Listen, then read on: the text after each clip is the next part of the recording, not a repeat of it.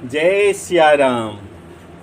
रघुपति राघव राजा राम, पतित पावन सीताराम। जय रघुनंदन जय घनश्याम, रघुपति राघव राजा राम, पतित पावन सीताराम। रघुपति राघव राजा राम, पतित पावन सीताराम। जय श्री राम। हर हर महादेव। तो पिछले भाग में आप लोगों ने सुना कि सखिया जो है, जनकपुर की जो नारियां हैं, सखिया आपस में बात करती है। सखिया प्रार्थना करती है कि भगवान एक बार हमारी तरफ देख ले। एक सखी बोली कि सखी ऐसा करो कि इन्हें कुछ चला के मारो जिससे ये हमारी तरफ देखे। दूसरी सखी ने कहा कि क्या कहती हो तुम, अरे ये कोमल है। तो वो सखी बोली कि हम तो यही कर रहे हैं कि ये कोमल है तो इन्हें कमल से ही मारो, पुष्प से ही मारो, जिससे इन्हें अगर हम प्रयास करेंगे तो ये हमारी तरफ देखेंगे। तुलसीदास जी महाराज लिखते हैं सखियों की क्या भाव है। हिय हर सही बर सही सुमन, हिय हर सही बर सही सुमन, सुमुखी सुलोचन वृंद। जाहि जहाँ जह बंधु तो तह तह परमानंद, तह तह परमानंद। जहाँ जहाँ रघुनाथ जी की दृष्टि गई, उसको लगा मानो परमानंद की प्राप्ति हो गई। धनुष यज्ञशाला का दर्शन करके भगवान गुरु जी के पास आए। संध्या हुई, रात्रि की आरती भई, भोजन हुआ और उसके बाद विश्राम हुआ। अगले दिन प्रातः काल सबसे पहले लक्ष्मण जी जगे हैं। देखिए, याद रखिए, अगर जीवन में किसी लक्ष्य की प्राप्ति करना है तो स्वयं पर निर्भर रहिए, दूसरे पर निर्भर रहना छोड़ दीजिए, आत्मनिर्भर बनिए अपने ऊपर। अगर हमारे घर में कोई छोटे छोटे बालक है तो अभी से ही उन्हें आदत लगाया जाए कि अपना बिछावन, अपना बिस्तर स्वयं मोड़े और अच्छे से रखे, अपना काम स्वयं करे, तब जाकर हमारे अंदर संस्कार आएगा। और वही बालक जब बड़े होंगे तो अपना काम स्वयं करेंगे, अपने लक्ष्य की प्राप्ति स्वयं करेंगे। तो लक्ष्मण जी सबसे बाद में सोए हैं।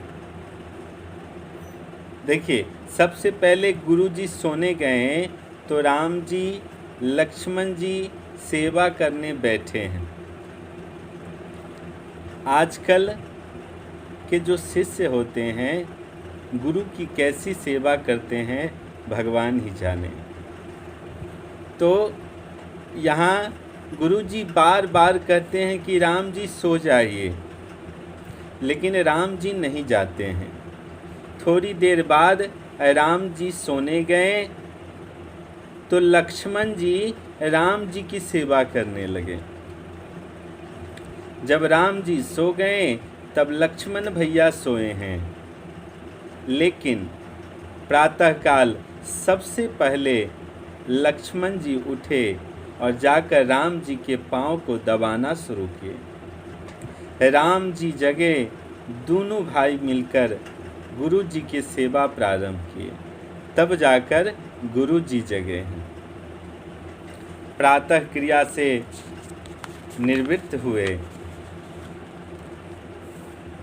देखिए, जीवन में हमको सामने वाला क्या समझ रहा है, उसकी चिंता, उसकी परवाह छोड़ दीजिए। हम सामने वाले को क्या समझ रहे हैं, उस पे विचार किया जाए। विश्वामित्र जी राम जी को भगवान समझते हैं और भगवान प्रभु श्री राम विश्वामित्र जी को गुरु जी समझते हैं। हमारे सनातन संस्कृति में, हमारे सनातन धर्म में पंचदेवता, 5 देवताओं की सुबह सुबह प्रार्थना की जाती है, पूजा की जाती है। भवानी जी, सूर्य भगवान, विष्णु जी, गणेश जी और महादेव की।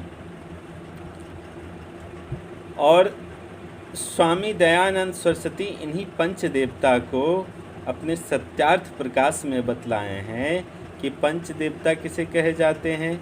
माता, पिता, गुरु, अतिथि और पत्नी। तो यहाँ पर विश्वामित्र जी राम जी को भगवान मानते हैं, लेकिन राम जी नहीं मान रहे हैं। राम जी अपने आप को शिष्य मान रहे हैं। गुरु जी के पास गए, अनुमति मांगे कि गुरुदेव आज्ञा मिले तो पुष्प दल ले आवे पूजन के लिए। समय जानी गुर आय सुपाई, लेन प्रसून चले दो भाई। भूप बागुबर देखऊं जाई, जहाँ बसंत ऋतु रही लो भाई। लागे बिटप मनोहर नाना, बरन बरन बर बेली बिताना। राम जी लक्ष्मण जी के साथ पुष्प दल लेने के लिए गए।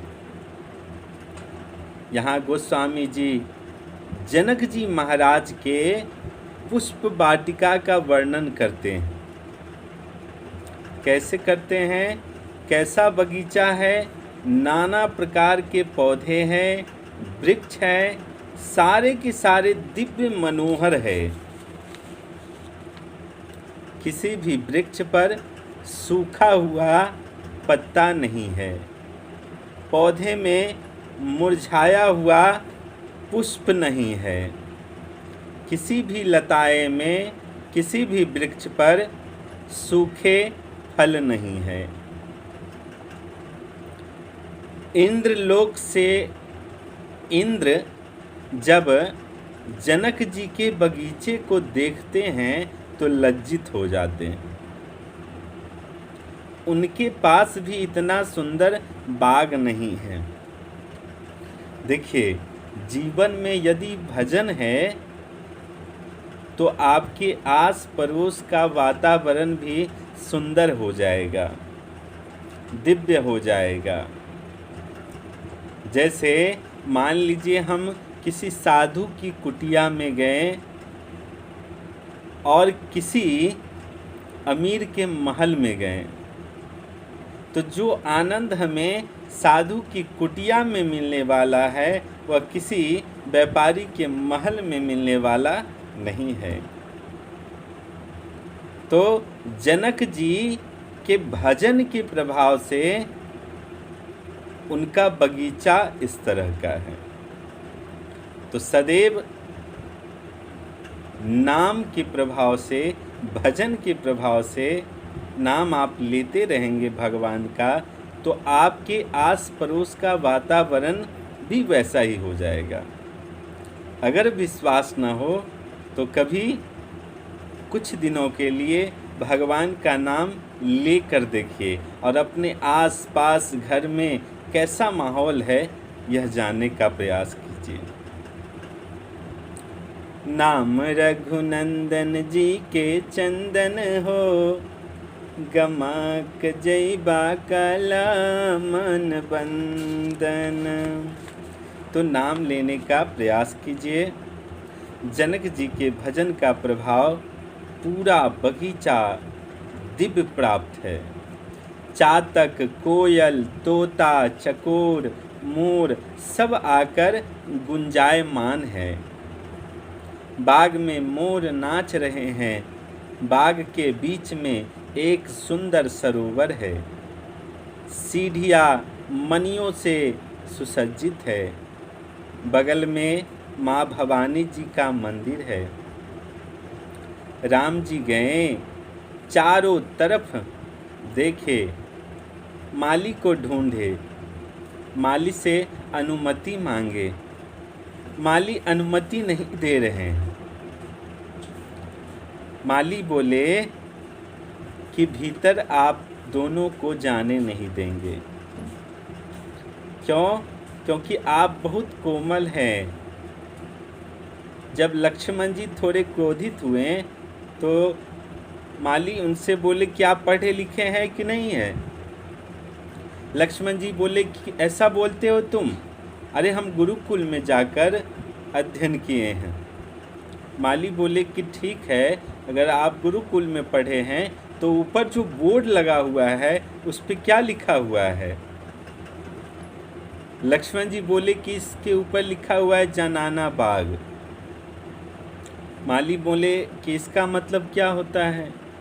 इसका मतलब होता है कि इस बाग में सिर्फ स्त्री ही जा सकती है, पुरुष के लिए नो एंट्री है, नहीं जाना है।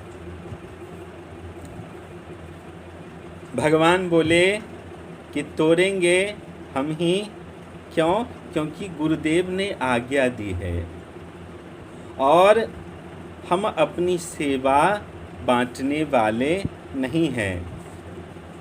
थोड़ी देर माली बात कर रहे हैं, फिर अनुमति प्रदान हुआ। देखिए, अगर आप पूजन पाठ करते हैं, कोई भी शुभ कर्म करते हैं, अगर फूलों की ज़रूरत है तो अगर जिसके दरवाजे पे फूल का बगीचा है, फूल का पौधा है, पेड़ है, तो आप उनसे पूछकर अनुमति लेकर तोड़ लीजिए। अगर चुरा कर आप तोड़ लेते हैं और वह फूल वाला आपको गाली दे, आपको तरह तरह की बातें कहें, तो आपका पूजा पाठ सब बेकार चला जाएगा। देवता भी उसको स्वीकार नहीं करेंगे। माली बोले कि हम तो जानबूझकर आपको खड़े रखे थे, इसी बहाने 5 मिनट देखने का सौभाग्य मिल गया। राम जी भीतर गए, लगे पुष्प दल लेने, और ठीक उसी समय मेरी किशोरी मैया अपनी सखियों के साथ आई। तेहि अवसर सीता तह आई, गिरजा पूजन जननी पठाई। तेहि अवसर सीता तह आई, गिरजा पूजन जननी पठाई। सीता मैया की जो माँ है सुनैना जी, सीता जी को पार्वती जी के पूजा करने के लिए भेजे हैं। साथ में सखिया है, गीत गाती है, मैया स्नान करती है, स्नान करके पूजा करती है, पूजा करके माँ निज अनुरूप सुभग बरु मांगा, निज अनुरूप सुभग बरु मांगा। निज अनुरूप सुभग वर मांगा। सीता मैया ने पार्वती जी से अपने लिए सुंदर वर की याचना की है और मैया मांग रही है। क्या मांग रही है, आइए सुनते हैं। मैया मांग रही अवध को राज, सरयू नहाने को। सिया मांग रही अवध को राज, सरयू नहाने को। रानी कौशल्या जैसी सास सिया मांगे, रानी कौशल्या जैसी सास सिया मांगे। ससुर चक्रवर्ती महाराज, ससुर चक्रवर्ती महाराज, सरयू नहाने को। मैया मांग रही अवध को राज, सरयू नहाने को। देवर भरत लखन रिपुसूदन, देवर भरत लखन रिपुसूदन। मांगे स्वामी, मांगे स्वामी राम रघुराज, सरयू नहाने को। ओ मैया मांग रही अवध को राज, सरयू नहाने को। रामायण गाने को मैया मांगे, रामायण गाने को मैया मांगे। मांगे तुलसी सा, मांगे तुलसी सा संत समाज, सरयू नहाने को। मैया मांग रही अवध को राज, सरयू नहाने को। मैया गई पार्वती जी के मंदिर, पार्वती जी की पूजा की, अपने लिए सुंदर वर की याचना की। अभी माँ पूजा कर ही रही थी कि माँ के 8 सखियों में एक सखी पूजा छोड़ के बगीचे घूमने चली गई। घूमते घूमते रघुनाथ जी लक्ष्मण जी को पुष्प दल लेते देख लिया, पगला गई। बोली ये तो कल ही वाले हैं जो नगर में आए थे। दौड़ी और सीता मैया के पास, और कैसे आ रही है, उनकी दशा क्या है, क्या चाल है और कैसा भाव है, किस दशा में है। तुलसीदास जी महाराज लिखते हैं, पुलक गात जलु नयना, कहु कारण निज हर्ष कर, पूछई सब मृदुबैन। पुलक गात जलु नयना, कहु कारणु निज हर्ष कर, पूछई सब मृदुबैन। शरीर पुलकित है, आँख से रो रही है, मुख से हंस रही है, पाँव सीधे नहीं पड़ रहे हैं, इधर उधर झूम रही है। सखियों ने पूछा कि क्या हुआ। सखियों ने जैसे ही पूछा तो क्या कहती है, झूमत आवत हंसल, खुशी रुक ले न रोकात बा। कहू रे सहेलिया ऐसन नया कौन बात बा। कहू रे सहेलिया ऐसन नया कौन बात बा। नजरी से देख ले बानी कैसे हम बताई। नजरी से देख ले बानी कैसे हम बताई, चलू रे सहेलिया तोहके, चलू रे सहेलिया तोहके अखिए से दिखाई। अरे ऐसन छेल छबीला देखी गुलाबो मन लजात बा, कहू रे सहेलिया ऐसन नया कौन बात बा, कहू रे सहेलिया ऐसन नया कौन बात बा। सखियों को आगे करके मेरी किशोरी मैया चल पड़ी। माँ के हाथ के कंगन, कमर के करधन और पाँव के पायल तीनों बजने लगे। राम जी के कान में आवाज़ आई, बोले भाई सुन रहे हो? ऐसा लगता है मानो कामदेव पूरे विश्व को अपने वश में करने जा रहा है। राम जी की दृष्टि जानकी मैया पर पड़ गई। हमारी माँ आ रही थी। राम जी बोले, पुष्पदल बाद में, पहले वो देखो लक्ष्मण। राम जी जैसे ही माता जानकी को देखे और जानकी जी राम को देखे, राम को देख कर श्री जनक नंदनी बाग में जा खड़ी की खड़ी रह गई। राम देखे सिया माँ सिया राम को, राम देखे सिया माँ सिया राम को, चारों अखियाँ लड़ी की लड़ी रह गई। थे जनकपुर गए देखने के लिए, सारी सखियाँ झरोखन से झांकन लगे।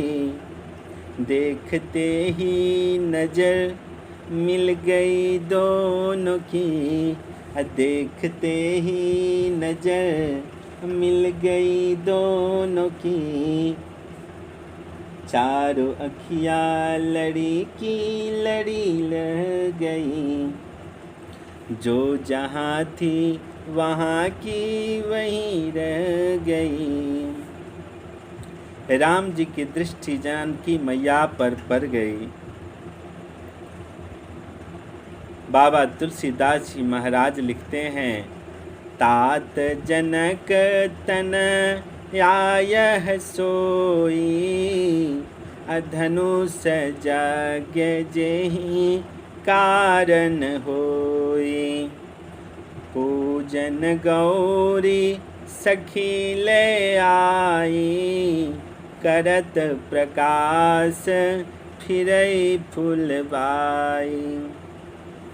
प्रभु ने कहा कि भाई ये वही जनक तनया जानकी जी हैं जिनके धनुष यज्ञ की तैयारी हुई है।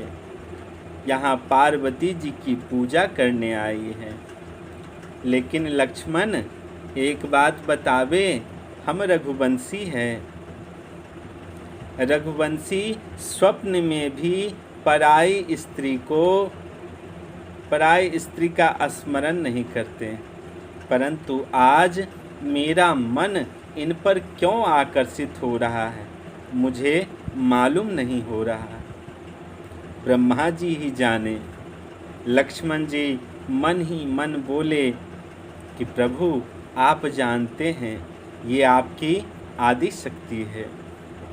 दोनों भाई बात कर ही रहे थे कि उधर चतुर सखी किशोरी मैया को दर्शन करा दिया। माँ ने प्रभु को जैसे देखा, बाबा कहते हैं भगवान के स्वरूप देखकर माँ के रूप ललचाने लगे। माँ भगवान को देखती, फिर सखियों को देखती कि सखिया क्या सोचेगी। फिर भगवान को देखती और फिर नीचे नज़र करती माँ जानकी जी यही क्रम चलता रहा। माँ ने बीच का मार्ग अपनाया। क्या? लोचन मग रामहि उर आनी, दिन है पलक कपट सयानी। माँ ने प्रभु के स्वरूप को उठाया और नेत्र के रास्ते से भीतर हृदय में छुपा लिया, बिठा दिया उनको। फिर सोचने लगी कि अगर नेत्र खुला रहेगा तो यानी गेट खुला रहेगा, तो ये हृदय से कहीं भाग जाएंगे, इसलिए अपने नेत्र को जानकी जी बंद कर लिए। सखियों को क्या मालूम कि भीतर दर्शन चल रहा है। उनको लगा कि पार्वती जी का ध्यान कर रही है। एक सखी ने कहा कि जानकी जी, पार्वती जी का ध्यान बाद में कर लेना, ये दोबारा नहीं मिलेंगे, आंखें खोलो, क्यों नहीं इनको देख रही हो। माँ ने आंख खोली और लगी माँ निहारने। जी भर के देखा प्रभु को। समय बहुत हो गया, ऐसा जानकर सखी ने कहा कि चलो चलो, कल फिर आवेंगे। राम जी को सुना रही थी। चतुर सखी माँ को लेकर गई है, मंदिर में गई। पार्वती जी को धन्यवाद हमारी जानकी जी करने लगी। माता पार्वती का ध्यान करती है। जय जय गिरिवर राज किशोरी, जय महेश मुख चंद चकोरी। जय गज बदन सडानन माता, जगत जननी दामिनी दुति गाता। नहीं तब आदि मध्य अवसाना, अमित प्रभाव वेदो नहीं जाना। भव भव बेभव पराभव कारिणी, विश्व विमोहिनी सबस विहारिणी। जानकी जी कहती है कि हे गिरिराज पुत्री, आपकी जय हो। हे शिव जी की प्रिया, आपकी जय हो। हे गणेश कार्तिक जी की माँ, आपकी जय हो। आपका न आदि है, न मध्य है, न अंत है। आपके प्रभाव को माँ वेद भी नहीं जानता है। पतिव्रत धर्म में आपकी गणना प्रथम की जाती है। माँ आपकी सेवा से चारों पुरुषार्थ सहज में प्राप्त हो जाते हैं। माँ आप सबके भीतर रहती है। माँ मेरे भी भीतर है, मेरे मन को भी आप जानती है, इसलिए कहूँगी कुछ नहीं। बिना कहे आप हमारी मन की बात को पूरा कर दीजिए। मोर मनोरथ जानहु नीके, बसहु सदा उर पुर सबही के। देखिए, जीवन में मांगा न जाए। मांगते मांगते हम एक दूसरे से दूर हो जाते हैं। अगर भगवान से प्रीत लगानी है, अपने इष्ट से प्रेम करना है, तो मांगने की जो आदत है उसको छोड़ दिया जाए, शरणागति प्राप्त कर लिया जाए। क्यों? क्योंकि उन्हें प्राप्त कर लेने के बाद प्रभु अगर मिल जाएंगे, उनकी कृपा हो जाएगी, तो फिर कुछ मांगना शेष नहीं रह जाएगा। अगला प्रसंग अगले भाग में। तब तक के लिए जय श्री राम।